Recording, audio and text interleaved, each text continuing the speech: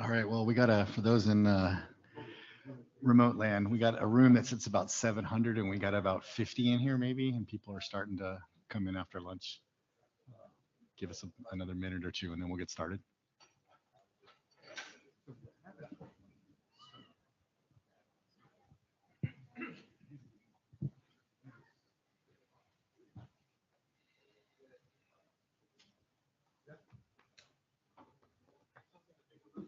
Yeah, next time we're going to ask for the biggest room. So what I fear, Paul, actually, is that we'll get a small room when we go to Vancouver and there'll be a lot of people there.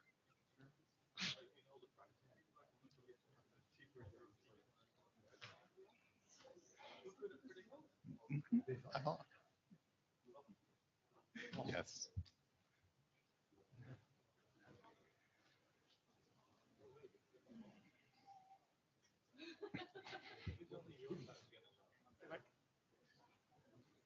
Oh. Look at that.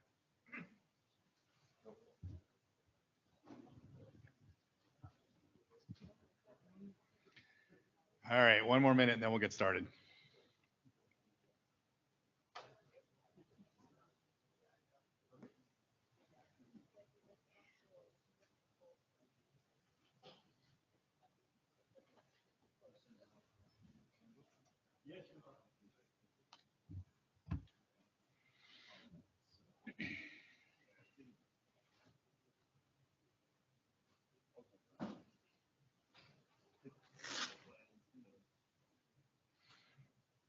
Hey, Drew, could you turn the video off unless you're going to be speaking?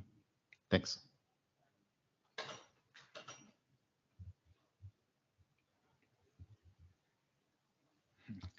We've also been photo or video bombed by multiple people, so appreciate that.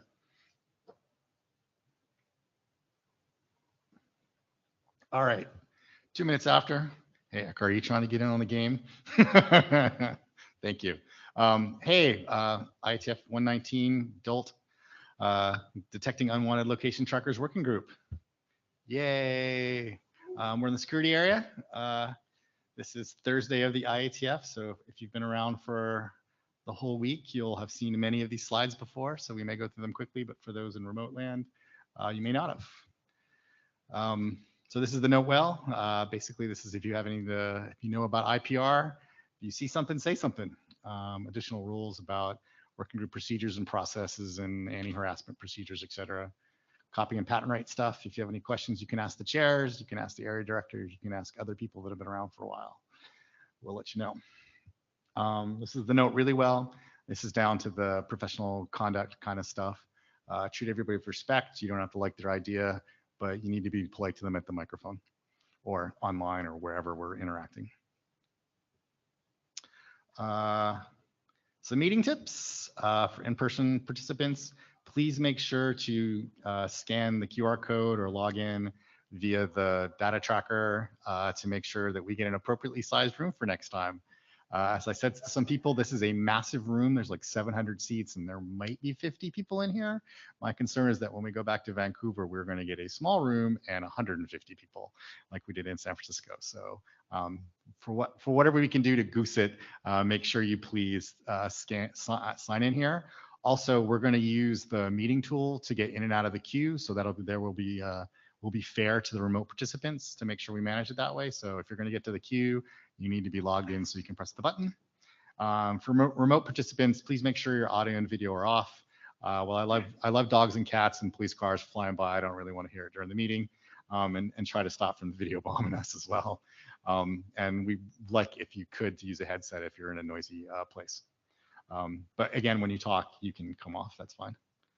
And again, for the remote presenters, I can run the slides or you can run the slides however you want to do it. All right, some additional resources. It's Thursday. I don't know that we need to spend too much time on these. Here's our agenda. We're doing some administrivia right now. This is the kind of note well. I put the scribe selection in here to remind me to ask someone to scribe notes. We do not need a play-by-play of all the things that are said, but we do need kind of like the high-level action points that get taken and some flavor around what people are saying at the microphone. Can I get a volunteer? Oh, hey, Mike, cheapers, great, thanks, man. I owe you many more beers. We're also gonna do some introductions. We're kind of merging two communities here into one. We're all gonna be in this together, and so I think we wanted to do a little bit of introductions because some of you may not know me, and a bunch of IETFers might not know Erica. So we kind of want to do that, and I thought this would be interesting, and then I saw the Whimsy working group who just got chartered this time do it, and I thought, oh, that's really pretty great. So same thing. And then we got some presentations where we got Maggie Delano and Jesse Lowell to talk about unwanted tracking scenarios and implications for the DULT protocol design. And then Sadiqa is going to do some state of the current internet draft and internet implementations. And then Brent's going to do some suggestions on how to start the working group internet draft process. I've uploaded all the slides, so you can download them now if you want to read ahead. But let's get going. So introductions. Hey, it's me. I volunteered to do this. I thought it would be kind of fun. I've been coming to the IETF since '36, so for a little while now. I've chaired a number of pretty contentious working groups, and I think that's maybe why they picked me. I've also shepherded some newer working group chairs along. And some of these times there were during some contentious periods where we had to develop some protocols in which we knifed fight at the microphone, hoping it won't come to that. Primarily, I've been doing work in the SEC area, but also in art and wit. Now, Roman, did you want to do an AD interrupt or chair interrupt, depending on how you look at it? I just wanted to step in and say a profound thank you to you and Erica for chairing this important working group. And I'm so glad that we are at a working group and we can be having this conversation, but thank you for your service. Yeah, thank you. All right, Erica, I'm going to move the slide over to you. Great. Thank you so much. Hi, everyone. My name is Lynn. I am started as a social worker. I'm in the field doing different things for 20 years, just over 20 years. About 18 of those have been looking at the intersection of technology and victim services. I currently am at the National Network on Domestic Violence at a project that looks specifically at technology. How to use technology as a tactic of abuse for stalking, sexual assault, domestic violence, trafficking, but also at how survivors strategically use technology to increase their privacy, to maintain their safety. And for the last 10 years or so, we've been sitting on a bunch of advisory boards, working with tech companies around design and really thinking through the scenarios of domestic violence, intimate partner abuse, and how that changes concepts of safety and privacy, security. So that's my background. In this space, back we started talking about Bluetooth trackers and all the ways that we were seeing them impact survivors. A couple years ago, we started working with some other organizations, CDT, and some others, really to think about what could be done about this and to come up with some ideas about a standardization. And now we get to be here. And I just want to say, first and foremost, I am very, very excited for this conversation. And go to the next slide. Here we go. Thank you. Thank you. Here we go. And in this conversation, it is really exciting because as Shauna said, we are bringing two different fields of expertise together, and the goal here is for us to work together to really develop and advocate for meaningful solutions that can lessen the harms associated with the misuse of Bluetooth tracking devices. That is our goal. We are merging these pieces. We've got a lot of gender-based violence advocates who are very familiar with the technology, familiar with and are excited to share that experience. And also people who have been sitting in both spaces as experts in gender-based violence, but also technologists. And we're really learning from everybody and being part of this conversation. So I will leave it there because I know we have lots of conversations, but I'm very excited that we're finally. Yeah, I guess the only other thing I want to add, like at a 10,000 foot level, is there are products in this space. You can like them or hate them. We're not here to hate on the people that are here to try to make the process better or make the products better. So we don't really want people to get at the line and rail against company XYZ or product XYZ. That's not going to be helpful. So I just kind of throw that out there, and I'm going to squash that pretty hard if people get to the microphone and attempt to do that. So just a kind of command override. I just want to give you a heads up. I'm actually not watching the chat room while I'm here. So if anybody needs anything that's in the chat room relayed, if you could put MIC and then the colon and then what you want relayed to the mic, and hopefully somebody in here is looking at it and will run up to the microphone and can do that for us. I think that's it. I think that the other summary of how this is work is we're going to rely on Erica's Rolodex, and I'm going to try to make sure that the IETF process goes as smoothly as possible, and then we'll both learn from each other a little bit, and we'll go from there. And without further ado, unless anybody wants to bash the agenda, we're going to just get into it. All right, so first deck. So Maggie or Jesse, who is going to present? All right, I see a face. Yeah, you can both come off, just kind of manage how you want to do the thing and go to it. Can you, if you need me to move the slides forward, just say next slide and I'll hit the button. Sure. Okay, yeah, so I'm Maggie and there's Jesse, and we'll introduce ourselves in a second. So today we're going to be talking about unwanted tracking scenarios and some of the implications based on these scenarios for the protocol design that we're all going to be working on. So next slide, please. So just a little bit about us. I'm Maggie Delno, they, them pronouns. I'm an associate professor of engineering at Swarthmore College, which is outside Philadelphia in the United States. My background is in analog circuit design and medical devices, particularly embedded systems type stuff. So I use a lot of Bluetooth devices just in my research. And so when the Apple tags came out, I started doing a little bit more research about kind of preventing stalking. And so this is kind of how I got into this area. And so I've done a little bit of research, particularly around AirTags that I'll talk about later. And so I'll turn it over to Jesse now. Hi, everybody. Thanks, Maggie. My name's Jessie. My pronouns are either they, them, or she, her, and I'm based on East Coast of the United States, where it is a very different time of day than it is in Brisbane. I am a technology safety specialist at the Safety Net project, which is Erica's team at the National Network to End Domestic Violence.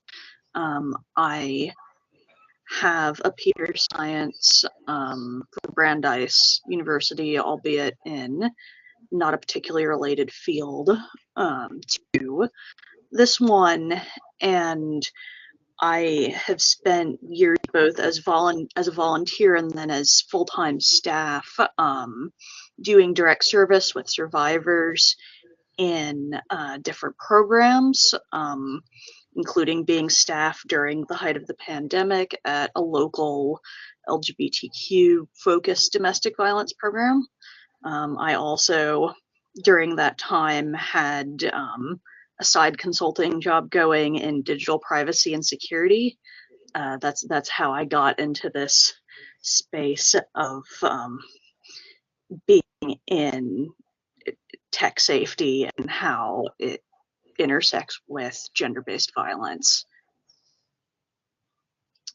And from there, if we can go to the next slide. All right, there we go. So our talk outline has a few different sections. The first thing we want to do is talk a little bit about the motivation for this presentation. And then after that, we'll talk about some scenarios, as well as then the limitations of existing protections and proposed next steps. So next slide. So let's start with some motivation.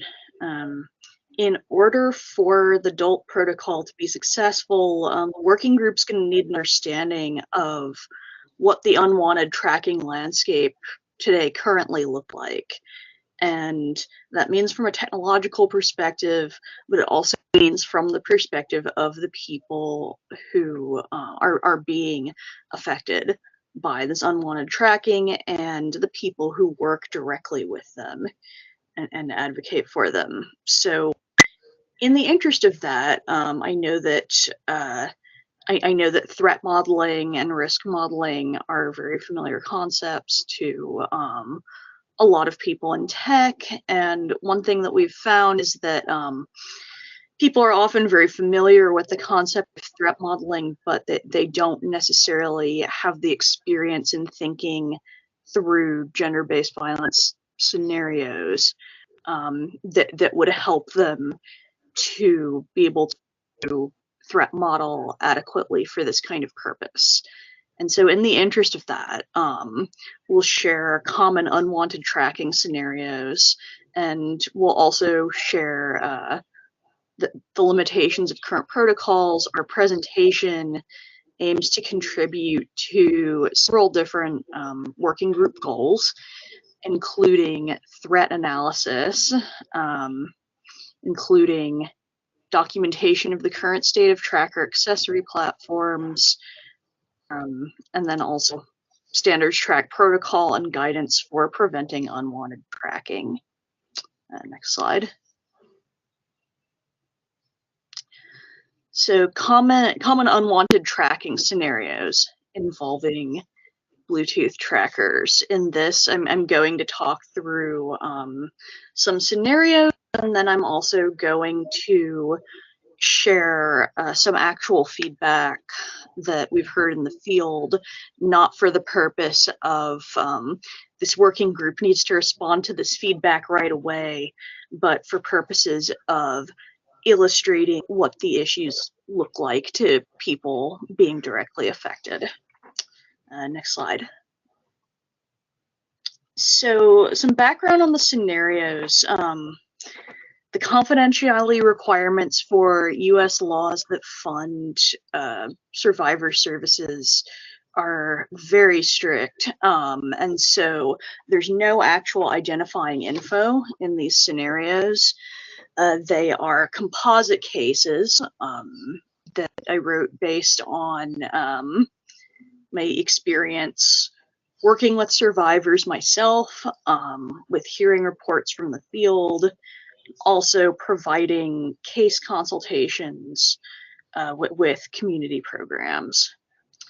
And so these are, I wrote these, they're composite cases, and I wrote them to illustrate several different angles of the problem.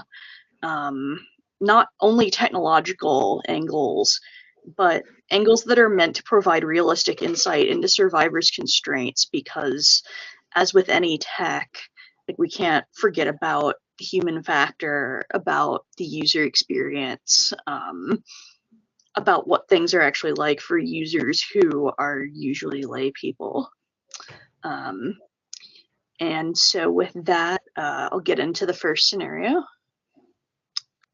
Next slide, please. So scenario 1, abuser plants location tracker on child. So Malka and Anna have 2 young children. Malka left because Anna was abusive. She was homeless for a month, and the children have been living with Anna. She now has an apartment 2 towns away. She does not want Anna to know where it is, but she does want to see the children. So she and Anna meet at a public playground. She gets there early so that Anna will not see which bus route she arrived on, and keeps playing with the children on the playground until after Anna leaves, so that Anna will not see which bus route they get on. But 2 days later, Anna shows up at Malka's door, pounding on the door and shouting. So some thoughts about the scenario and why I put it in here. Co-parenting situations where an abuser and a survivor are co-parenting are very common, and we've had lots of reports from the field over time about abusers using kids as an opportunity to introduce tech-facilitated stalking in general, including to introduce location trackers. I worked in a program where I was working primarily with survivors who had just relocated or were fleeing. And so I definitely drew from my experiences with that, as well as having been the open source intelligence lead for a while at Operation Safe Escape, which also works with survivors. Next scenario, or next slide. Scenario 2. Survivor has reason to think there might be a location tracker, but cannot find it. Sophia and Edward live together. Sophia has noticed that Edward has become excessively jealous. Every time she goes to visit a friend by herself, he accuses her of cheating on him. To her alarm, over the last week, on multiple occasions, he has somehow known which friend she visited at any given time and has started to harass them. She eventually gets a notification that a tracker is traveling with her, and she thinks it might be in her car, but she cannot find it. She lives in a car-dependent area and cannot visit friends without the car. And Edward controls all of their money, so she cannot take the car to the mechanic without him knowing. And so the part of the point of this scenario, as indicated by the title, is that people can't always physically find trackers, even when they know they're there. Objects like cars are very large, complex vehicles. And so, it's not always easy to figure out exactly where something has been planted. Another reason that I put this scenario in is because this is also an example of a situation where the tracker may be in a near owner state, which is a reference to the proposed protocol from the folks at Apple and Google, where a tracker could be in a near owner state or a separated state. And this is a situation where, because they live together, the tracker may be in a near owner state most of the time. This is common in cases where abusers and survivors live together, and I think it's important to realize that people do engage in unwanted tracking to someone they live with sometimes. It can be used as a way to prevent them from leaving, among other things. So that's another angle to think through. Next slide, please. Scenario 3, and this is a tricky one. Survivor cannot use tech to scan for a location tracker or to receive alerts. Hao Yu and Ming have been dating for 2 years. Ming works for a tech company and often emphasizes how much more he knows about technology than Hao Yu, who works at a restaurant. He insists on having access to Hao Yu's computer and Android phone so that he can make sure they are working well and that there are no dangerous apps. Ming hits Hao Yu when he's angry and has threatened to out him as gay to his conservative parents and report him to Immigration and Customs Enforcement if Hao Yu talks back to him. Hao Yu met with an advocate at a local domestic violence program to talk about going to their shelter once a bed was available. The advocate did some safety planning with Hao Yu and mentioned during that there is an app for Android that can scan for location trackers. But Hao Yu did not feel safe installing them because Ming would see it. The next time Hao Yu went to see the advocate, he chose a time when he knew Ming had to be at work until late to make sure that he did not follow him.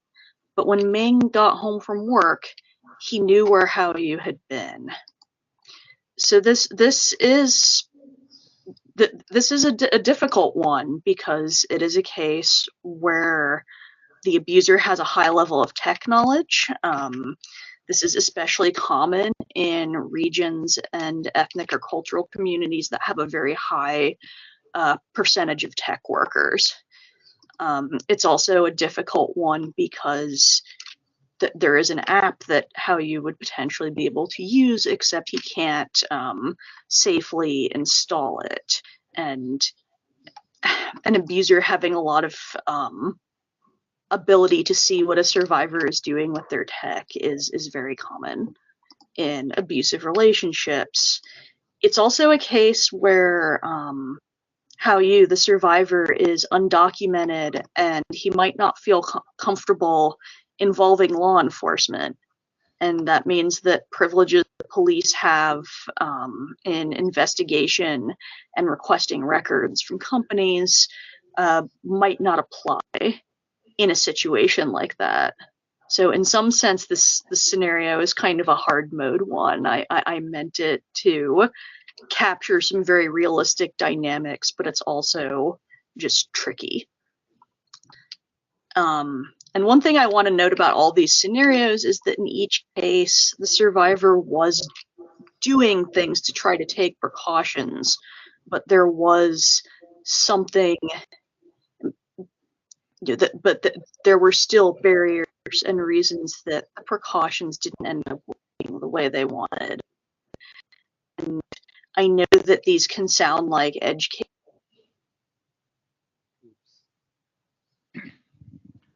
Oops.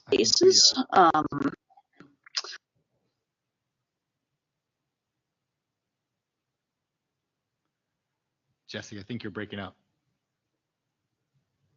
We lost you as soon as you said this might sound like they might be edge use cases.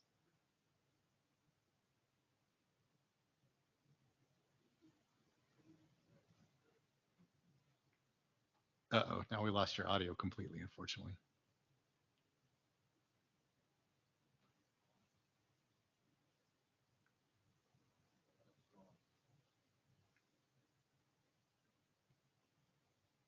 Maggie, can you jump in here? Yeah, I'll jump in. Sorry, Jesse. You can try talking again. You back? No. No, Okay. We can see we can see your lips moving. We can't hear anything. Okay.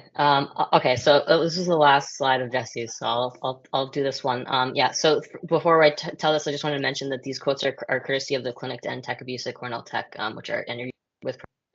So we were talking a little bit about the kind of feedback that people have gotten, and this is just intended to be some example feedback, not something that has to be addressed right away.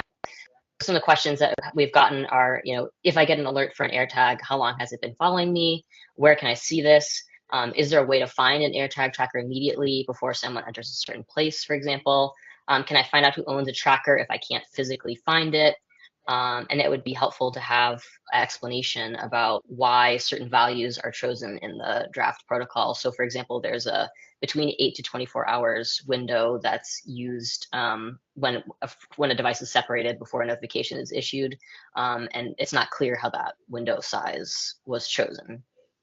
Okay, so you can go to the next slide. Yeah, so now we're going to talk a little bit. You might have some idea of what some of the limitations of the existing protections might be, but we'll kind of get more into the tech angle as well to talk about that. So next slide, please. So one of the kind of big takeaways from these scenarios is that we need both ability to actively scan for trackers, but also passively scan for trackers and be alerted when a tracker might be nearby. And in terms of like some concrete constraints that we have to keep in mind while we're designing the protocol, if you keep in mind that people might not be able to install software, so it might be helpful, for example, if something's built into the operating system, people's accounts might be compromised, and so they might not have privacy. And also people might not own a smartphone or have a way to otherwise engage with the use a platform to prevent the tracking. Next slide, please. And so in terms of the current unwanted tracking landscape, I basically like 4 popular brands of trackers. And this table kind of summarizes the kind of affordances that those have today. So Apple AirTags, for example, use the Find My network. And right now they have these passive scanning. So these alerts that come up that are available both on Android and iOS. But in terms of active scanning, that's only currently available on Android.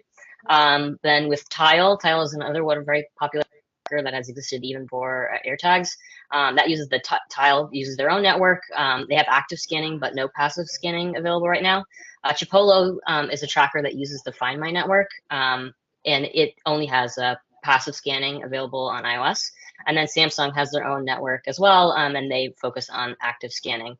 So you can see that kind of the whole point of this working group is to come up with some sort of standardization. But as part of that, I think one of the things that I want to emphasize is that it's really important that that standardization includes both passive scanning and active scanning on major operating systems. That's my own opinion.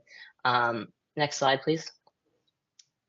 And so just to talk a little bit about some example limitations, and as Sean said, I'm not here to pick on Apple or on AirTags. I just chose them as an example because that's the research that I've done, and they're also a very popular tracker. And so I'll talk a little bit about the lack of scanning, for, active scanning for AirTags on iOS, and then also a little bit about lack of customization, particularly for passive scanning. Next slide, please. So if someone does want to actively scan their environment for a Bluetooth tracker, one of the things that you can do is you can download a third-party Bluetooth scanning app. So the app that I'm showing the screenshots from is the NRF Connect app, which I actually use all the time in my research. And when you scan in a busy urban area, there could be, even more than 100 devices that might come up on the Bluetooth, and each of the devices kind of look like the picture shown there. And it turns out that certain types of location trackers can be very easily identified because they have a name associated with them. So for example, tiles can be very easily found and filtered on iOS or on Android by just searching, scrolling or typing in tile and filtering, and you can see that there's a tile there. You can also see the signal strength and the advertisement interval. And in this case, although there would be no ultra wideband way to help you find it, you could know that there was a tile near you, which could still potentially be useful. Next slide, please. However, AirTags are much more difficult to uniquely identify, especially on iOS. So AirTags don't have a Bluetooth name associated with them, so they show up as an N/A. Lots of other devices also show up as N/As. So just it being an N/A doesn't really tell you anything. So if you're trying to figure out if there's something near you that shouldn't be, the only thing that you have to rely on is the signal strength or the advertisement interval. And again, the advertisement interval isn't necessarily unique to an Apple product. Lots of things could advertise at 2 seconds if they wanted to. But the signal strength is maybe somewhat of a good indicator, although it really depends on the scenario. If it's in a car or if it's in your house, it might not be right near you. And again, without ultra wideband, it's hard to find a device. However, one of the unique things about iOS in particular is that it actually does not even have access to the manufacturer information. So if you knew that it was an Apple product, that might allow you to narrow down from these hundreds of devices, find one that's an AirTag. And it turns out actually that this is exactly the way that third-party active scanning apps on Android work. So, but on iOS, that data is not available. So if you can go to the next slide, please. So this is just to show you what's missing. So on the left-hand side is basically the Bluetooth logs that are dumped from an app that I wrote. That just basically shows the advertisement data that is collected when you scan for these different devices. So with an AirTag, we're basically missing what's called the KCB advertisement data manufacturer data. So it is being stripped. So third parties don't have access to that information, which makes it just slightly harder for people to find AirTags on iOS without relying on built-in iOS, which right now is only passive. So there's no active way to do this. And just for comparison, you can see with the Bose SoundLink on the bottom, there's this 9-byte long advertisement manufacturer data that is available. And one of the interesting things, I'd be interested to hear why, is that the manufacturer data, there's nothing secret about it. It's fully relatively available on Android and on Mac. It's just that for some reason it's not available on iOS. Next slide, please. So in terms of addressing this, and again, this is just an example of one of the things that we could potentially incorporate into the standard, is the idea that the advertised manufacturer data should be available to third-party developers, and especially if it's not going to be available to third-party developers, then active scanning should be implemented by the operating system. Again, there's some discussion about like what we can require platforms to do, but I think this is really important, and we should talk about a way to encourage, if not require it, as to comply with the standard. Okay, next slide, please.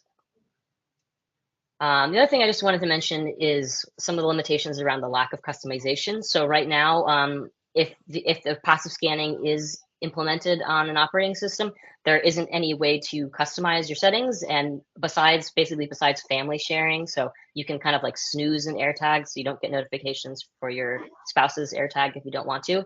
But outside of that, there's not a lot of customization. So you can imagine that customization would be very useful if you want to be more stringent or if you want to be less stringent. And just like as a point of reference, I tracked myself driving from Philadelphia to Boston, and I only received an alert hours after I already arrived, and it's about a 6-hour drive. So you can imagine, like with one of the scenarios Jesse talked about, that could lead to a very unsafe situation for someone because they've been tracked for that entire duration. In terms of like some ideas that we could think about for customization, you could think about decreasing or increasing the traveling with you duration before passive notification. You could think about decreasing or increasing the number of sounds before a device goes dormant, or sending a notification each time a sound is played. So right now on an AirTag, it plays a sound 10 times, and then after that, it kind of goes dormant.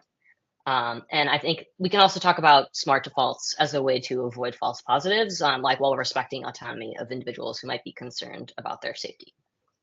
Next slide, please. Okay, so we're going to talk a little bit about what we think some ideas for next steps are, and we look forward to hear what everyone else thinks. Next slide, please. Yeah, so we think it was really important to generate additional scenarios based on real-world experiences. So Jesse's scenarios are a great starting point, but there's lots of other ones that we could imagine as well. And I think what's really important then is to kind of take these scenarios and then use them to evaluate the affordances of the existing tracking approaches, the passive and active implementations that we have today, and how they address the real world scenarios, and then use that to inform the development of requirements for the algorithms accordingly. So basically really tying the requirements of the algorithms to the scenarios, because right now I think it's hard to evaluate the draft protocol without understanding the kinds of scenarios that we're trying to address. And one of the things that we didn't really talk about in our presentation, but that has been brought up since, is also the idea that we need to understand a little bit more about what kind of adversary we're trying to protect against. And that's something that should also be considered. And then kind of the last thing that came up as Jesse and I were talking about was kind of like a specific thing, which is thinking about the affordances of the near owner state and whether or not that makes sense, especially in an active scanning kind of scenario. Okay, and I think just acknowledgements is last. So I just want to thank Lana Ramjit, Nick Doty, Alessis Hancock, and Andrew Crawford for their input. And Jesse and I are happy to take questions if we have time. All right, the queue has started already. Great. So let's just jump in there. Juan Carlos? Sorry, I got new glasses. I can barely read my screen. Hi, Juan Carlos Zúñiga. Thanks a lot, Maggie and Jesse, for the nice presentation. Very, very interesting and a lot of good information. So this is a very dear topic to me, and I happen to work on the Wi-Fi arena, and already for a few years we've been dealing with similar issues regarding tracking and unwanted tracking, and because of that we started changing MAC address to MAC address randomization, because Wi-Fi used to be a very easy way to identify and track users that unwantedly. It started being misused for advertisement, but also for some other purposes. Nowadays, we have evolved the 802.11 specifications. We are pushing for MAC address randomization, and we are actively looking at ways to make it harder, because we realize that it's not only about just randomizing the MAC address. There's a whole bunch of things that have to happen at the same time. You cannot just change the address at some point in time. You have to change. Potentially right now we're discussing MAC addresses at multiple times or for a group of people at the same time, so that we avoid identifying who is changing the MAC address. I guess my point, coming back to your presentation, is that here in the IETF, I would like to not go one technology at a time, but do something a little more generic that we can provide good guidelines for stopping or basically helping not only for one specific technology, because I see this happening in the past for Wi-Fi, now for Bluetooth, perhaps in the future for ultra wideband, then narrowband, then it's going to be near field communications, and then we would need to repeat this every 2-3 years. So when Carlos, I just want to jump in here, is that we do have a charter, and so we have to kind of follow that at the beginning, and I think we have to get something done, and that's kind of the point. Like, and the charter restricts us to Bluetooth? I think it restricts us to Bluetooth, if I'm correct, right? Okay, so I would challenge that a little bit. Okay, fair enough. And at least if that is the way we start, that's fair enough, but I would like to see that. So I think you're right on a broad scale, but in the short term, I think we have to make sure we stay on point with what's in the charter.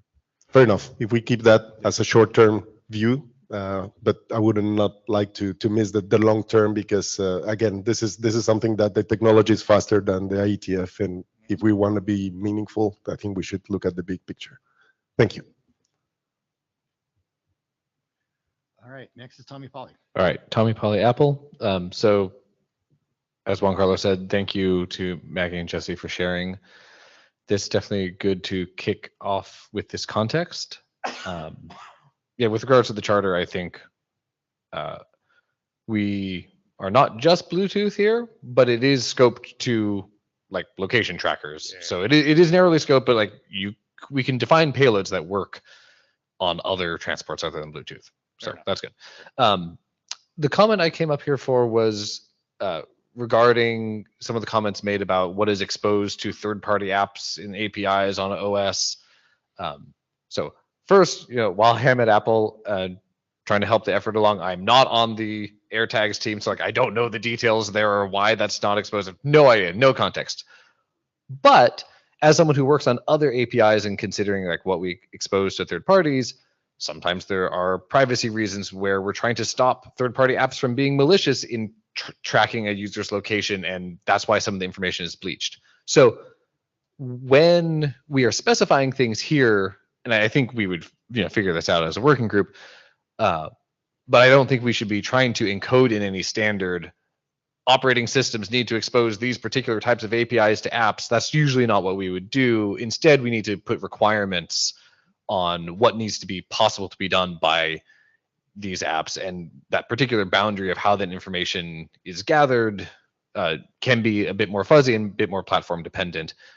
So let's try to describe things in terms of what capabilities need to be had. Maybe the third-party app says, I am looking for this particular manufacturer, tell me if you find that one, as opposed to giving me every manufacturer around me. So just things like that.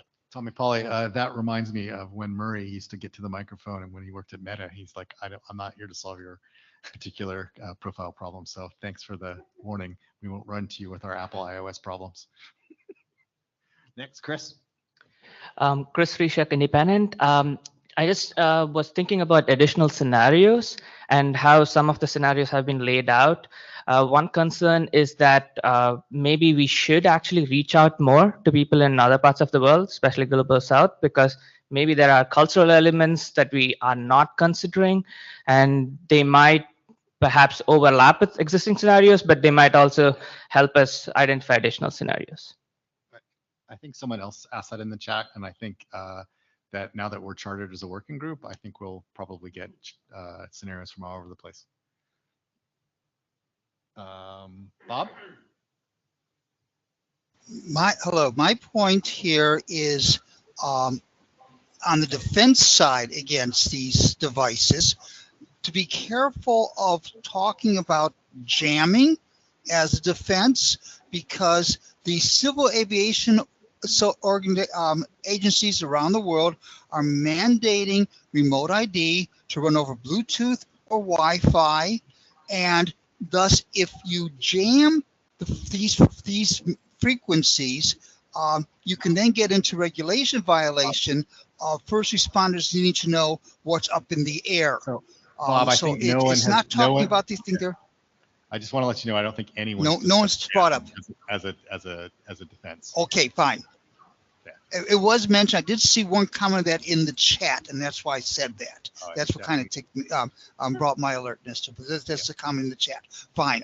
That's my only concern, and I'll be quiet. Okay, great. You're on. Yaron Sheffer, speaking directly to Chris's point before. The analysis in the slides focused on Android and iOS, which is good for an initial analysis, but there are large communities of people where people are actively discouraged from having smartphones. So no Android, no iOS, and we should think about these people as well. Melanie? Yeah, Nalini Elkins. This is actually, I'm glad about the comments about the global south, because we have been doing a bunch of studies in India with location trackers, and one of the problems happens is that we got a tile and whatever they are, $20 or whatever in the U.S. with the rupee being 80 rupees to the dollar, it's completely unaffordable to most people in India.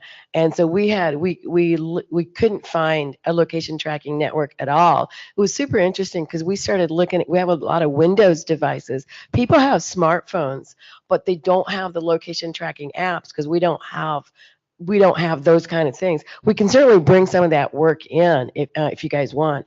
We can probably Bangalore Airport might be one place where we might find something like that, or Mumbai Airport, but certainly in regular towns, we just don't have them.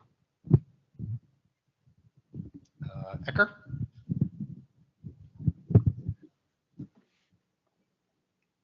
Hi, thank you for the presentation. You in earlier slides, which you identified a number of sort of issues with the current environment. Do you have a sense? So some of those issues, it seems like, are ones that have straightforward solutions that you point to, and perhaps there's some issues that do not have straightforward solutions. Do you have a sense of like what the envelope is of what things we could do that we sort of are well understood to improve the current situation versus what things actually we do not understand and like are hard problems we have to kind of attack? And maybe you don't, in which case we should take it up later. But I think it'd be helpful to understand, to what extent we're kind of documenting things that are sort of well understood, and to what extent we're actually having to like really think through hard engineering problems. Thank you. I mean, I guess I would just say that for me, like I've read the draft standard and I've given feedback on it, but I think it's just really hard to assess it because there is no clear threat model that's described in that document. So if the authors of that document had one in mind, I don't know what it is. So I just think that like I feel like I can't really say. I mean, I have some of my own opinions, and then we have like the scenarios, but I think we need to flesh out the scenarios a lot more. I mean, incorporating the comments that people made about Global South and different networks and different technologies and all of that before we can really say. But I mean, I don't think that the kinds of things that we're trying to do are insurmountable, technically difficult. I think that it just requires a good understanding of the threat model in order to design something that's going to be most impactful. If anything, I actually think active scanning is easier to do than passive scanning, and we already have, something that works with passive scanning, right? I think it's a matter of honing what we already have, and then making sure that there's coverage across varieties of different areas, and then kind of figuring out how we're going to navigate the situation about whether or not you're going to require an operating system to do it or let a third party do it. I don't know about that, but I think that's something we need to figure out. All right, so we've drained the queue. I just want to, Juan Carlos, I would like to apologize. I've been corrected. Mike Unsworth said that in the charter, it does include Bluetooth and near-field communications, etc. So we'll be hitting them all. Thumbs up. All right, cool. I want to thank Maggie and Jesse for volunteering. I don't know if they were volunteering or voluntold, but we're going to try to figure out how to document this stuff. This is not the royal we. Somebody's going to have to put pen to paper or hands to keyboards. And I think thank the two of you for volunteering to help write this stuff. So we'll make sure we get tooled up in the GitHub repo to get something going, and we'll figure out how to do that and the best way to do that so that we can gather scenarios and then figure out which ones are in scope and out of scope and go from there. So thank you very much. I don't know, Erica, did you want to add anything? I would just also say thank you, just to repeat, this is a great conversation, but I'll allow us, go right into the next presentations. Thank you.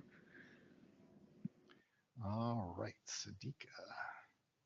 State of the internet. There we go. I got the right one.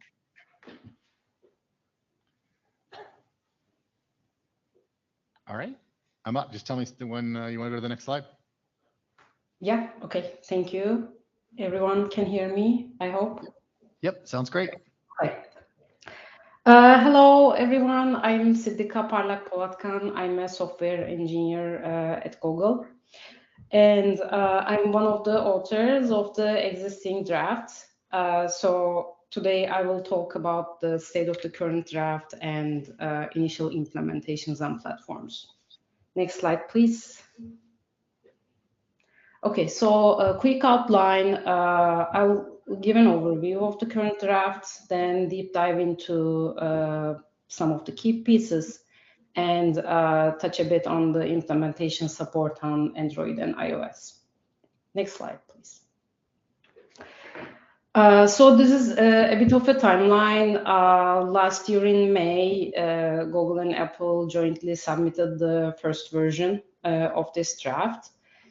In the coming months, we got some feedback, mostly over the GitHub repo that we had, and incorporated some of the feedback and submitted a new version in December. Also, I'd like to highlight that this will be this is basically the version that Android and iOS are referring to for the cross-platform support. Obviously, thanks to the interest in the community, now that a working group is set up in March, and we are excited to be here today at the first meeting. Next slide, please. So I will go into the key pieces a little bit, but first I wanted to show in this block diagram how kind of these pieces are coming together into the big picture. So obviously here in this tracker's journey, the very first thing that happens is this tracker. This is a location Bluetooth tracker that is paired to an owner device that you see on the top, and enrolls into a tracking network, and this allows the owner of the tracker to be able to see its location. Now, if the owner is far away, now we are at the bottom of this, like the bottom half of this block diagram, where the tracker is in the separated mode. And the first thing that happens is it starts broadcast its presence in the separated mode. If the tracker is moving with someone else's phone, this person can be a victim of unwanted tracking. On their device, the unwanted tracking algorithm will pick up the signal, and that's what the third block shows here. And next comes the alerting and other actions that the user can take. For example, they see an alert, they see what kind of tracker this is, they see potentially a picture, a name.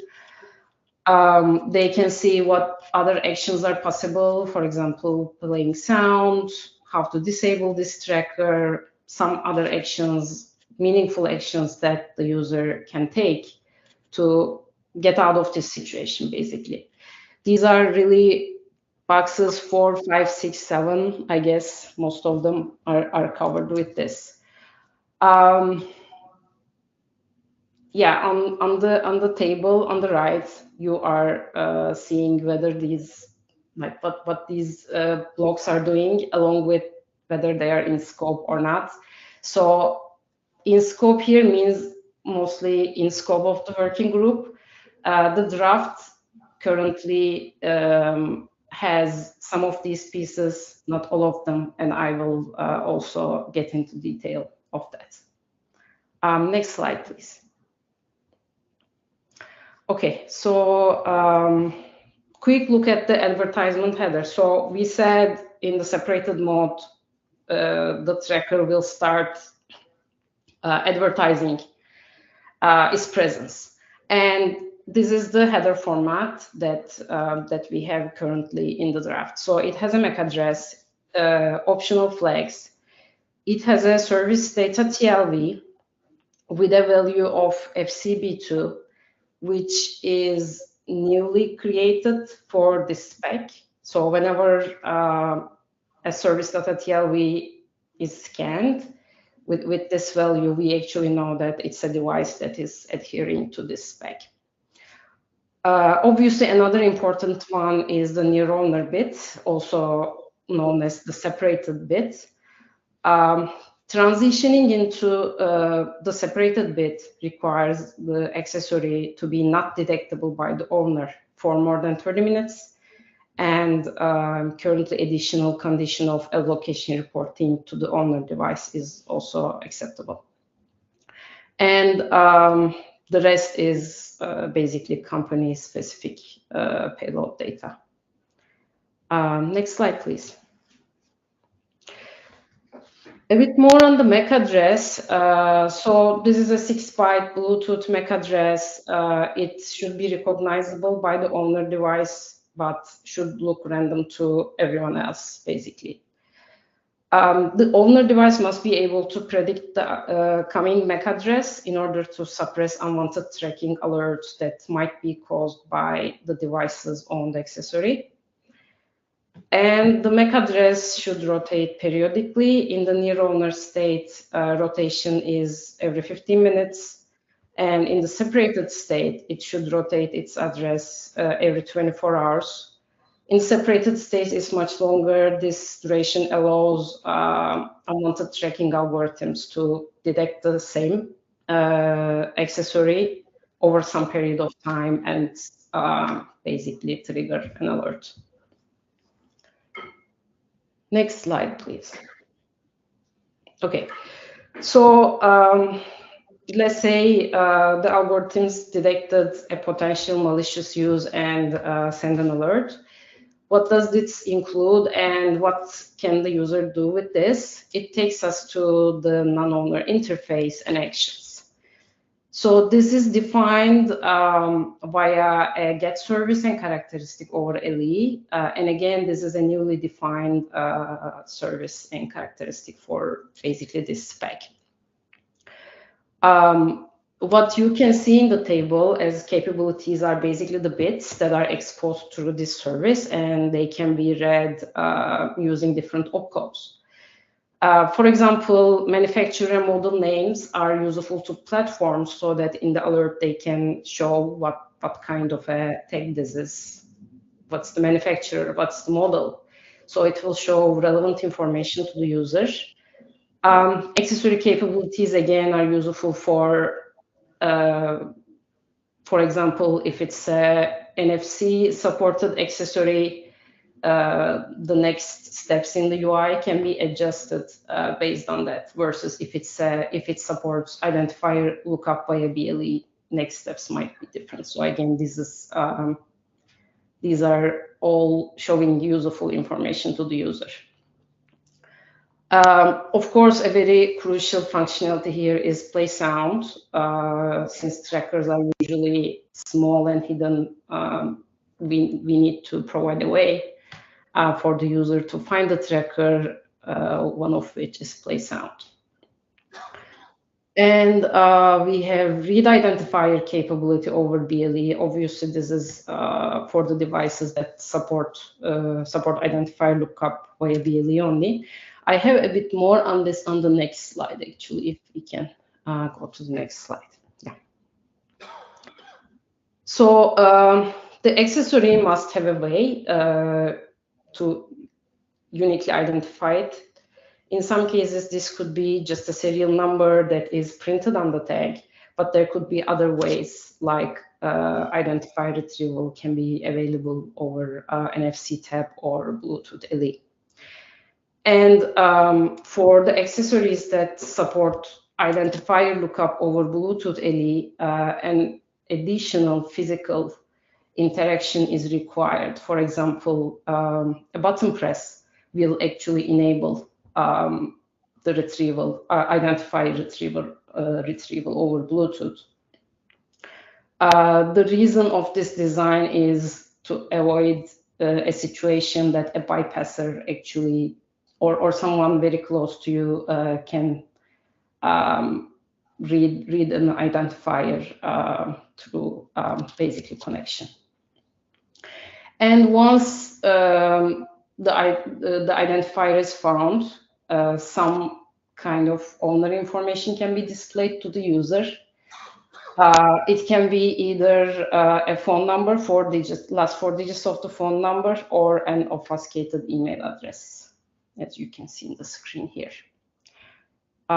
Next slide, please.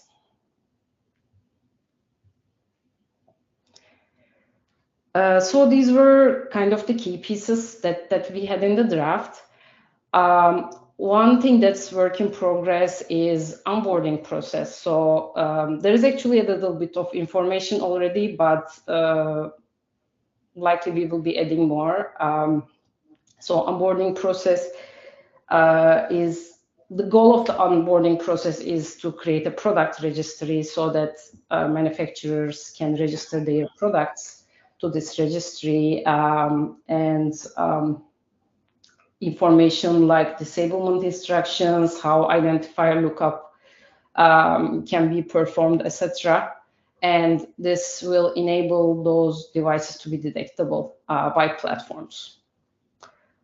Yeah, out of scope for this draft, for this version of the draft, again, can be a goal, obviously, for the working group.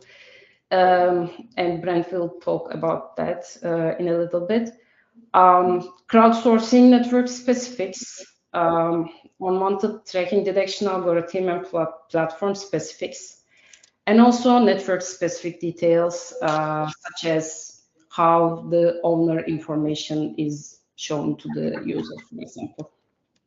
These are out of scope of the current draft. Next slide, please. Okay. This is the last slide. So what is being implemented on platforms right now? Apple and Google teams are working on implementing the V01 version of the draft, latest version of the draft in their platforms. And when available, again, manufacturers would need to complete the onboarding process to make their accessories detectable by these platforms. That's all I have. Happy to take any questions, and thank you. Mr. Farrell. Hi, Stephen Farrell. Just to clarify, there was a lot of the same information presented at the BOF. What's kind of different now, or is it more or less just the same? And in which case, that's fine, because this is the first meeting, but just, is there stuff in there that's changed or not? So before we pushed submitted the latest version in December, we had made some changes, could be minimal though. I believe BOF meeting was in November. Yeah. That's the one you're referring to, right? Yeah, so it could be minimal in that case. Okay, so you fair enough. I mean, if you knew which bits to point at and say that bit was new, that might be useful for people who are at the BOF. But again, it's early days, so that's fine if not. Hold on. Let me. I dropped the link in the draft. You can do a div. Yeah, Tommy Pauly. All right, Tommy Pauly, Apple, and for the purpose of this, extensibility enthusiast. So I appreciate that we have this draft that you're using for essentially like the initial implementations while we get to work on the standard version of that. And I know the next presentation will kind of try to talk about what direction we want to do to have the standard work. But when we look at specific things like the format here for like the Bluetooth payload, and we have like the service ID that's been allocated for that you guys are using for this version, what do we think the story for that going forward is? Like, to what degree can the rest of the payload and other things change while still using that service identifier? Do we have that type of resiliency? Do we expect that we'll have a separate identifier for the final DULT RFC product? And along the way, if people are trying to build tests of interoperable versions of intermediate things, which probably, you know, like Apple and Google, big networks would never support, but it'd be used for experimentation along the way before we get to the final thing, what service ID do they use? Do we have thoughts there? So in terms of the service ID itself, there is support for some back compatibility that is specified in the draft. It's if that's what you are referring to. Again, the format of the packet, I guess it depends on whether it makes sense to include that information in the identifier and what would be the reason to change the service data value. I'm not aware of any intention of or any reason at this point to change the service data value. Again, because of the reason back compatibility is kind of provided. And any other bits, I guess this is all open to discussion, right? That's why kind of we are here. Cool. I see Brent is in queue. I don't know if that's to help respond to this. Yeah, sure. All right. So Brent, you're up, Brent.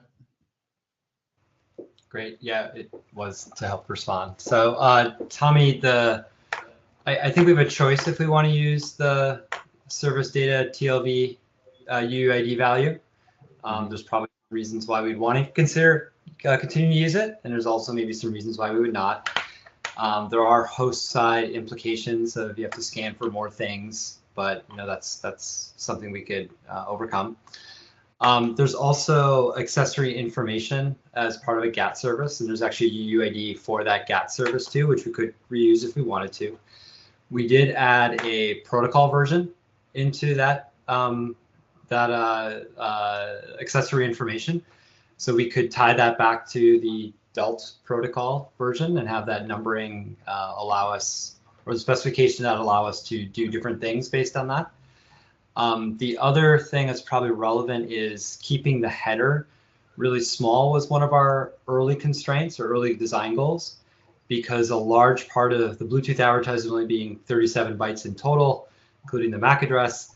If you want to put a public diversified key with good security properties, you end up using a lot of that full MAC address or full advertisement payload. So we try to keep the header really, really tiny to allow for the payload to be flexible. Yeah, great. Thank you. So just two follow-ons from that. So it's great that we have the versioning in there. Have we done explicit tests with iOS, Android, other implementations of things that are using a different version, like an unspecified version, to make sure that nothing on the other devices around like goes wrong when they start seeing DULT version 25 around them? I assume it should be okay, but like, how confident are we that we can use that experimentation space? Great question. We have test cases that are supposed to cover that. Great. That's awesome to hear. And if we ever did need to allocate new service IDs, what's the process like for that, and what would the working group have to do? Yeah, my understanding is you go to the Bluetooth SIG and you request a new service data TLV. You pay some money. I think it's $2,500 or $3,500 in that range, and then you get a new one after a period of some weeks. The registry for those service data TLV UIDs is managed by the Bluetooth SIG. I know where I might get $2,500 to get one if we want one. So, cool. All right, Nick, you're next in line. Nick Doty, CDT. Thanks for that overview. I am interested in this onboarding piece. Specifically, is this something to be standardized? Like, is this something that's going to be in that diagram that Rowan worked on, or is this just it's going to be proprietary per network, and we're just going to put some requirements on networks need to be able to get this information at some point.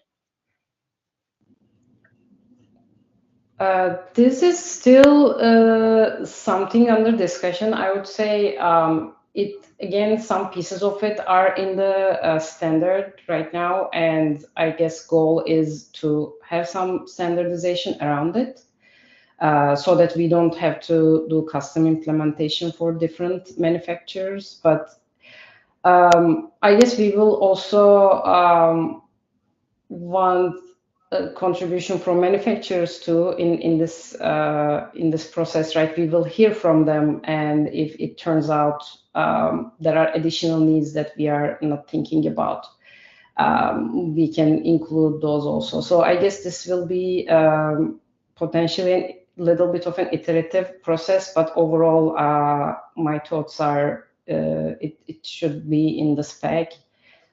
Brent, you have any thoughts?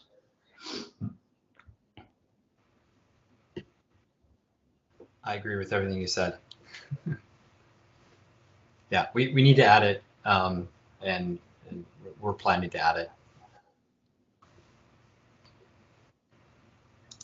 Great, thanks. All right, we have drained the queue. Thank you very much. I guess I just want to do a quick show of hands without using the tool. Who has read the updated version of the draft, which was the 01 from December? Okay, yeah. Okay, fair enough. I'm not typing it in, never mind. We're gonna move on to the next presentation. Thanks. It's just not that good. Alrighty, recommended next steps. All right, over to you. Cool, thanks, Sean. Thanks, everyone. Good afternoon, and for those of you in Brisbane, good morning and evening for everyone else. I'm Brent Sledvina. I work at Apple. I'm thrilled to be here. I'm so excited that a couple BOF meetings we went through resulted in a IETF working group, and that we're here on the kickoff of that. I'm really excited about this work and looking forward to participating in this over the next few years. I'm going to talk today about an initial proposal on how to maybe take the work and break it into more bite-sized chunks, and also maybe where we can get started. So it's definitely hopefully going to be a bit more of a discussion. This is just a proposal that has a reasonable amount of thought behind it. Next slide, please. So the agenda that I'm going to cover it's pretty short. It's covering these 3 topics. So again, proposal to decompose the work into smaller bite-sized chunks. I don't think we want to create one massive document. So I'll talk a little bit more about how those could be smaller documents, more focused in different areas.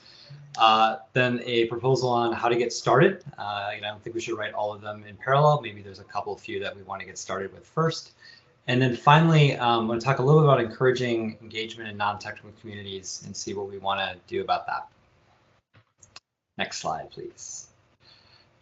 Very expansive and explicit diagram that Siddhika walked through. I am not going to spend much time on this besides the fact that there are numbers for each interface, protocol, capability, etc., 1 through 10. I refer to those in the next slide when I try to decompose or recommend a decomposition of the work into smaller documents. And let's just go to the next slide. This is more for completeness. All right, so here's a proposal, not wedded to this, but trying to get something started. Instead of one massive document, I was thinking maybe we could consider 4. One could be on the crowdsourced finding network architecture. That would cover items 1, 2, 9, and 10 on the previous slide. We have another line item in the charter on the unwanted tracking reference baseline algorithm. That could be a separate document. Covers item 3 in the previous slide. And then maybe the third document would be a protocol between the accessories and nearby devices, including data formats. That would include items 2, 4, 5, 6, 7, 8 on the previous slide. And then finally, it's clear we need an overall DULT threat model document, and that probably could be separate from the above ones. So next slide, please. And then how to get started. Again, I think we could take 2 of these. Upon consideration, maybe there's a third, but let's, in this proposal, I have 2 written down. So my proposal, or the proposal, is take the existing internet draft that Sitica walked through and kind of pull out the bits and pieces that are most valuable and most relevant and put that into document 3, the DULT data format document that also talks about the interaction between the accessories and the nearby devices.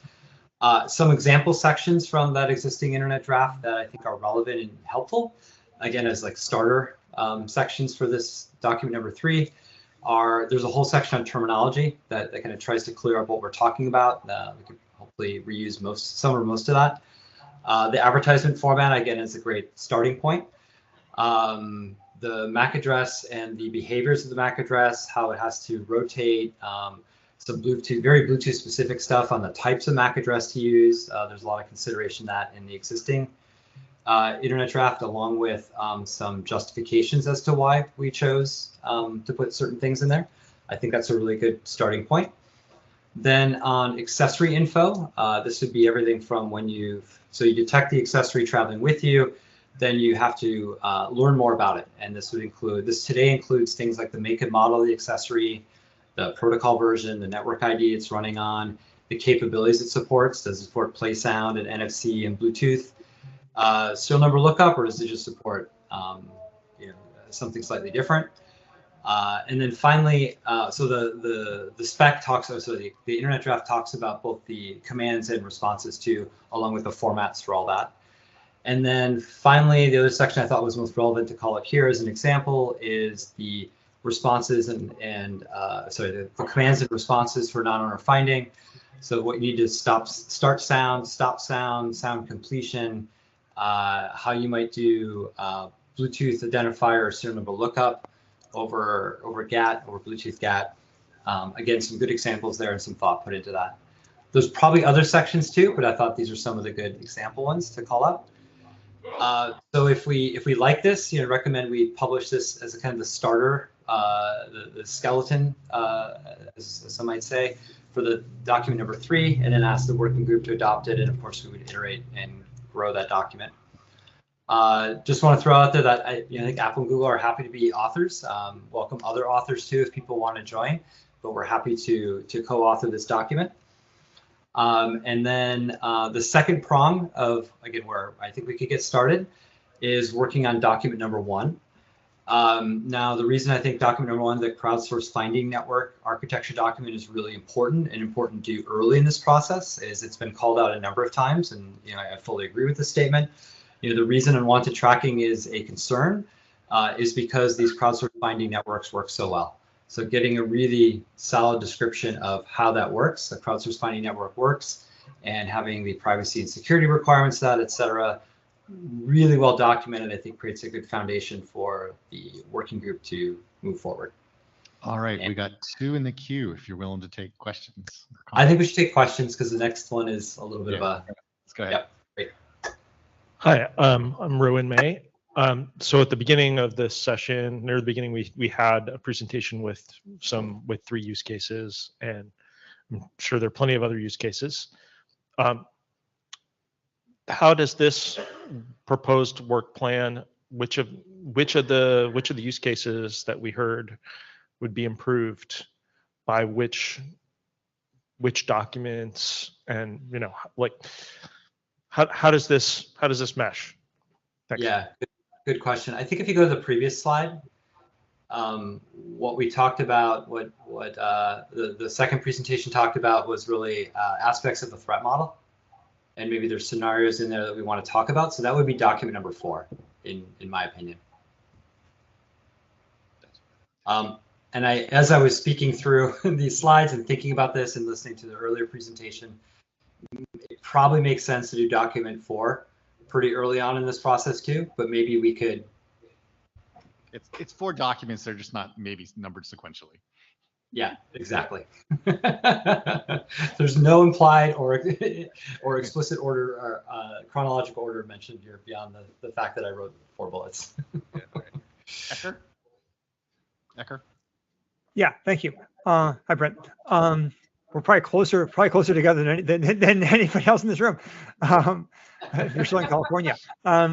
So I think which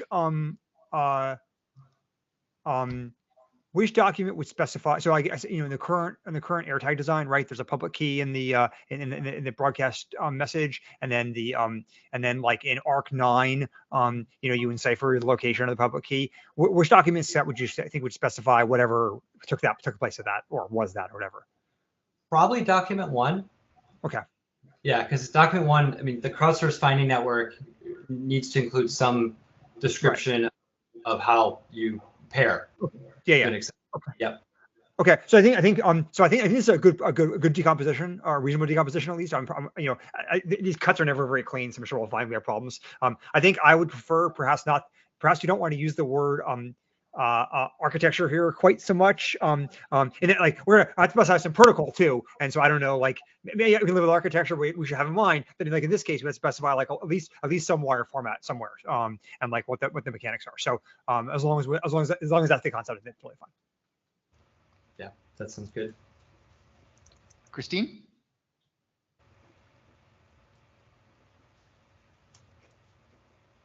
Hello. Hopefully my video is coming through. Yep. I just want to, I guess, kind of volunteer for document 1. I've done a lot of reverse engineering and research on the Find My framework. So I would love to contribute to that document, especially when it comes to endpoint authentication in a privacy preserving manner. I know that there's a lot of concerns about endpoint authentication, and then with that authentication, is whoever owns this protocol, Apple or whoever, able to track those end users? And so there are privacy preserving methodologies that can be used that both preserve the privacy of the endpoints, but then also prevent unauthenticated endpoints from leveraging that Find My protocol or any other crowdsourced protocol. So I think that's going to be a really important tenet for me in participating. Awesome. We will note your name in the minutes. I would also like to note what I was going to say. It would be great if we could get somebody who's written a lot of RFCs to pair up with anybody who volunteered. And Christine Ecker threw his name in the ring. So yeah, so he put it in the note. He said, I'm also happy to help with document 1. Yeah, I'm happy to pitch in if people want me. Well, I mean, I think it's helped to press the buttons, do this, do that. Yeah, that's all I'm really looking for. So that's awesome. Thanks. Great. Thank you. Wild success, because that's what I was afraid that no one was going to want to volunteer. Awesome. All right, so I was just going to go on to the last slide there, or the next slide. Yeah, that sounds great, Sean. So last thing I wanted to touch base on is I've heard, and I know a number of people have heard concerns both within IETF and in other discussions with advocacy groups, gender-based violence groups, domestic abuse groups, etc. That and we heard a bit today too, that the non-technical communities are super interested in engaging in this work. They would love to participate. They'd love to help out. They'd love to influence it. But the fact that they're not super technical has maybe discouraged or not well encouraged people to participate. It's a challenge. You look at the current internet draft. It's very, very detailed, very specific. Because we wrote it more to the point of making sure accessory makers can build something that works and written it for that audience. But it is not for not easy to digest if you're non-technical. So this is more of a, hey, brainstorm. Just want to have a few starter ideas on how to best engage and make sure that whatever we're producing is digestible, able to be improved upon, critiqued, etc. by everyone who's interested in this area. Maybe there could be a separate document explaining concerns around gender-based violence, etc. Maybe that's the threat model document, but maybe that's an addendum. We could add explicit considerations to all the documents to kind of clarify what we mean by some of the technical language. We could even have a primer that kind of explains all this stuff in a little bit less hyper-technical jargon to kind of facilitate engagement and help make sure people understand some of the nuts and bolts. I want to open this one up though. This was just a starter, and I've got a dog that absolutely needs to go outside, so I'm going to come right back in 30 seconds. You do that. I can ad lib to see if somebody comes back or somebody else gets in line. My idea here is that some people have volunteered earlier and they're going to help. We're going to use a Rolodex from Erica. We've got this GitHub repo that we'll be able to not only store internet drafts that use Martin Thompson's cool template. We'll be able to actually put other things in there that can do translations from nerd speak to regular people speak, and put pictures and training and all kinds of other things in there. And so I'm hoping that we can leverage the community to come help and do the translation for us. But that's kind of my plan, is that if we can have one central place that we could do this, that would be great. And not everything has to end up in an internet draft, but it does help to put some of it there. But I do think you're right that engaging with the wider community to actually get input is one of the things that's in our charter. And so we are going to lay in there. And I see Mallory's in the queue, and Erica, I don't know, it might be super late where you're at. So if you want to jump in and add some more, feel free to as well. Mallory? Yeah, I just wanted to say, oh, sorry, I do want to just say here that there has been some work done to start some more plain language, like information, to really engage the broader community of victim service advocates and help them really think through the scenarios. I mean, they're seeing this happen, but getting them to understand the work of this space, that there has been some work done to create some of that documents, and I think that can also help with document number 4.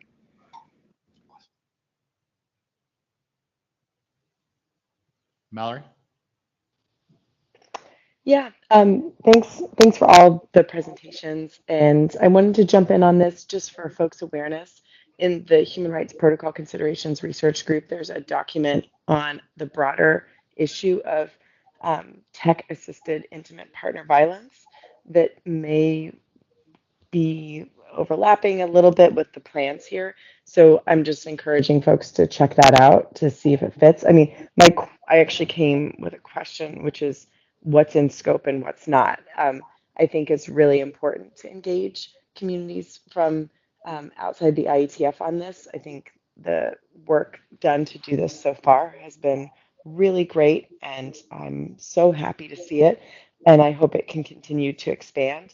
But at what point do we sort of diverge from the goal, which is to make sure the standardization happens, and also support the resources and clinics and other places out in the real world that are building these tools, and rather point to those, and try to exchange that dialogue. So I guess I'm just asking, like, where are we going to draw the line between creating these documents as part of the actual working group that's happening here, rather than doing it in other contexts? And then, just specifically wanted to point to some of the work that's already happened in the IETF related to that you could reference. Thanks.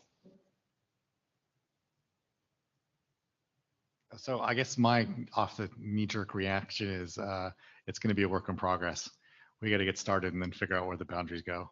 So I'm hoping to not step on too many toes and take what we can and move from there. Nick? Yeah, I think Erica already mentioned the sort of input side, that there has been some work by advocates and others to help them to try to have places to gather input so that we can get some of that data in a sort of safe way. But I think Brent is also bringing up this idea of like the output side. How can the working group like translate it back to the outside? And I do think that is just kind of a new that's a new way to think about that. And certainly to get the input effective, you're going to need some maybe not the most high fidelity, but you're going to need some version of that output. W3C has used explainer documents. I don't think that's necessarily to reach non-technical communities, but it is often a sort of translation down to an easier thing to read. So maybe we should be thinking about, yeah, each time we publish a new revision, we also try to publish the plain language, a plain language explanation of it. That sounds hard, but may be also worth trying.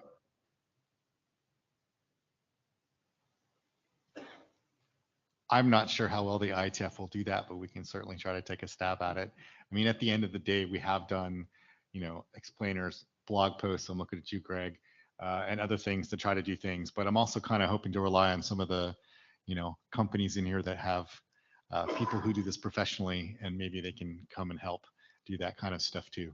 Because at the end of the day, you do want to show that you're moving the needle and trying to reduce harm. So I think that would be good.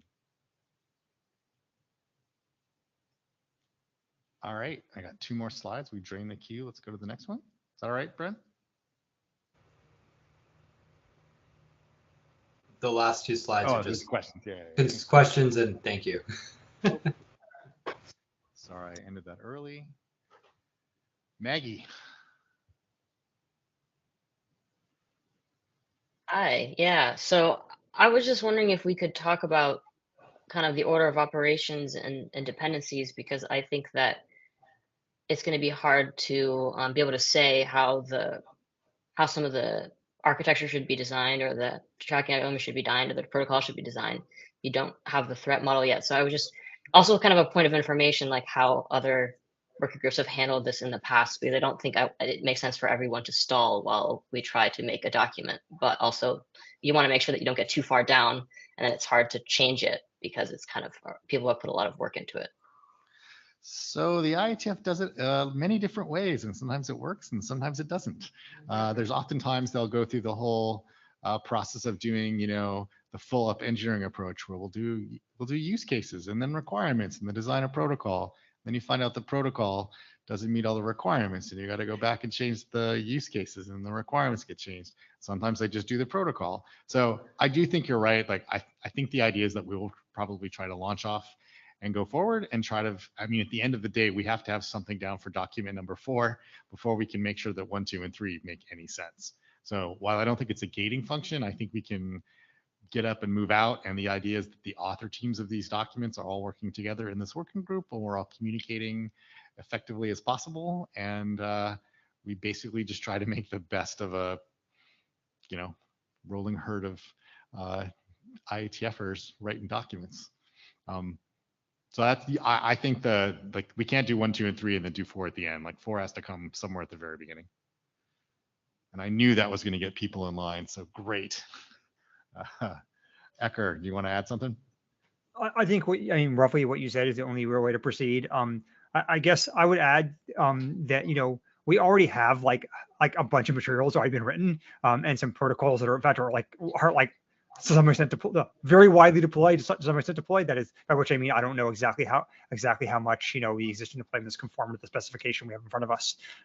So I think there are perhaps 2 ways in which the specifications can be improved. One is maybe there are things specification does that are bad and we should stop doing them, and the other thing is maybe the specification doesn't do things or is insufficient in some way. It would be great, I think, to identify the areas in which specifications are bad and stop doing them as soon as we possibly can, and then if we identify roughly the areas where we think it may be insufficient and we're going to need to create some space as well. But I think that I suspect much of the sort of overall structure of the specifications will stick around, and so that probably needs some refinement. So I think there's plenty of work to do. But as sort of Maggie said, it's important to be agile in case we discover like later on that we're doing something insufficient. But I don't think there's like a dearth of work to do in the short term.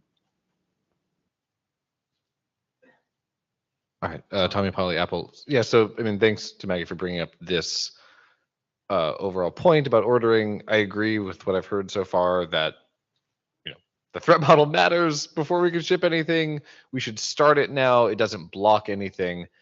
And particularly, I think we can look at other examples of work in the IETF that have been successful, where you have a starting product. I'm thinking of Quick here, right? Like someone came in with a protocol that worked, didn't have all the properties, but it was like a thing that you could run.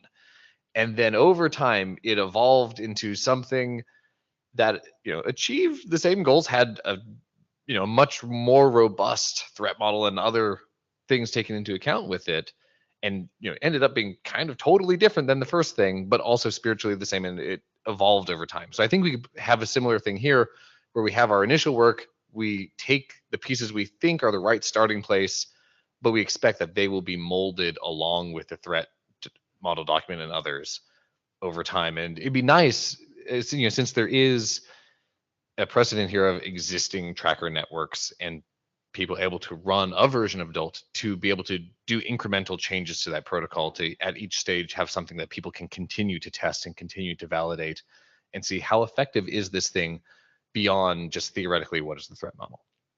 Just for those who don't remember, the very first decision that the IETF made about Quick was to change the orderingness of the Indians so that they were completely interoperable on day 0. So, not interoperable. All right, Stephen, on that point about drafts, if somebody has to spend $2,500 for each internet draft, that would be kind of funny. But so what I have to say is, on the idea of the scenarios feeding into the threat model document, I don't know if the people who wrote the scenarios text also have some ideas about what would reduce the harm.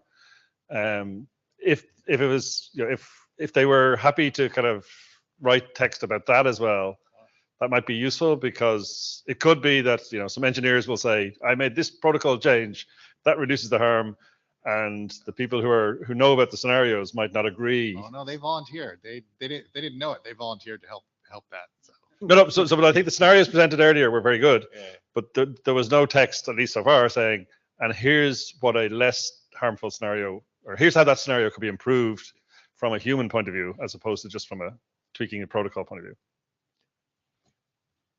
DKG? Hi, I'm a little bit concerned about questions about evolution for this protocol, given that we're talking about both the Bluetooth frames and also the behavior of the, I think they're calling them finder devices in the diagram. Rolling out changes to the finder devices and rolling out changes to the firmware, these are all things that have significant staggered deployment scenarios. So I just want to flag that, like, we were pretty cavalier about, let's evolve quick. That was dealing with browsers and web servers mainly. And there's a pretty clear, straightforward migration deprecation model there. And this doesn't smell the same to me. Maybe I'm wrong. Tell me I'm wrong. Oh, you took yourself out. All right, Jesse?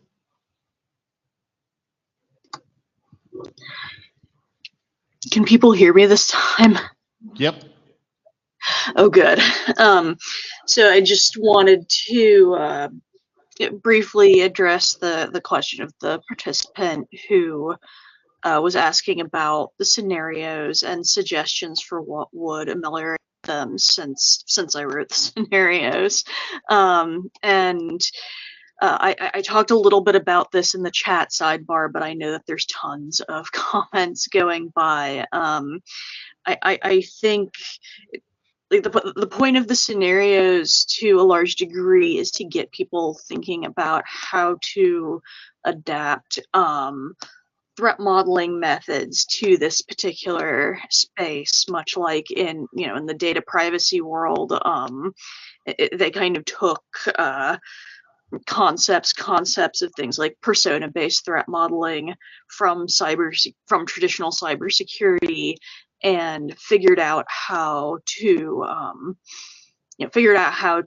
adapt them to the data privacy space. So now those tools exist, and I think that kind of approach, persona-based threat modeling, security cards, this has potential for this kind of question.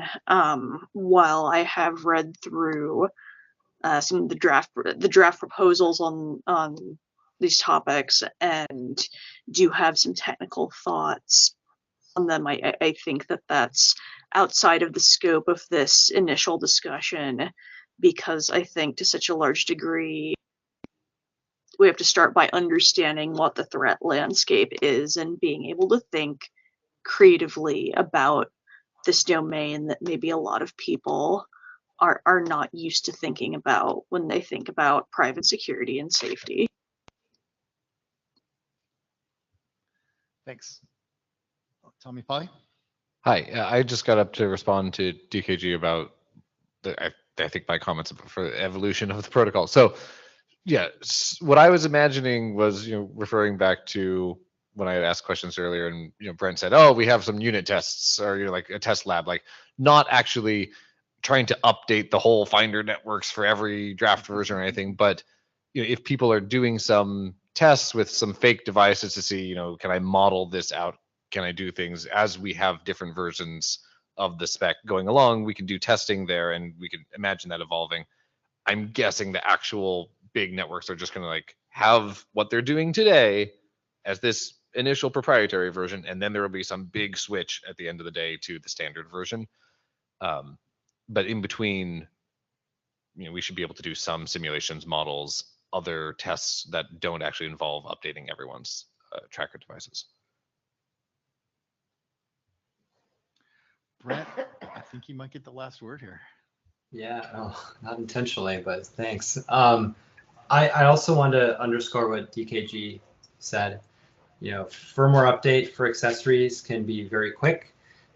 There's also exceptionally long tails. If you happen to lend something to someone and it's in a, it's in a faraway place from your device, or it's up at your second home, or whatever, or just that don't come in contact with very often, we see very long tails in those firmware update processes. And then more so on the crowdsourcing finding network side, the performance of those networks is directly proportional to the number of devices that support the particular protocol that you're using. So you could easily imagine years if you did a whole hog switch from one protocol to another to get to the level where you wouldn't have a substantial regression in end user performance for the people that just want to find their stuff. So those are very important concerns for this working group to consider. Okay, great. Well, I think we've drained the queue. We got a plan to go forward. We'll circle with people who have volunteered, and we will get going on that. I don't know if you want to add anything additional, Erica?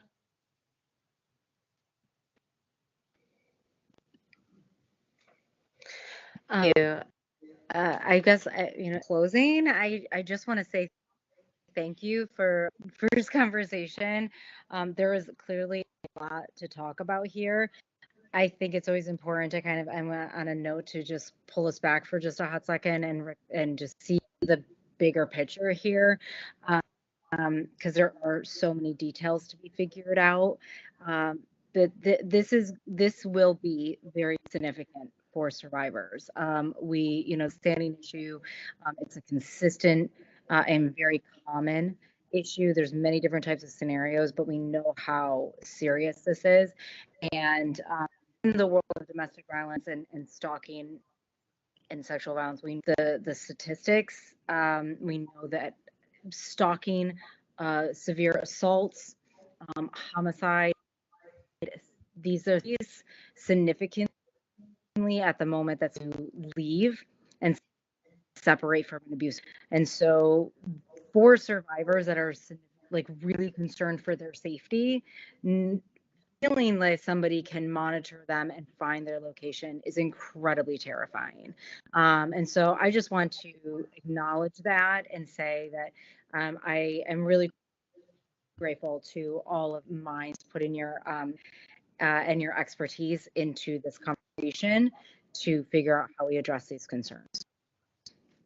It's important to say that. All right, well, thank you very much. And that brings us to a close. Looking forward to seeing you all in Vancouver and on the internet. Ciao. And thanks to Mike O for taking notes.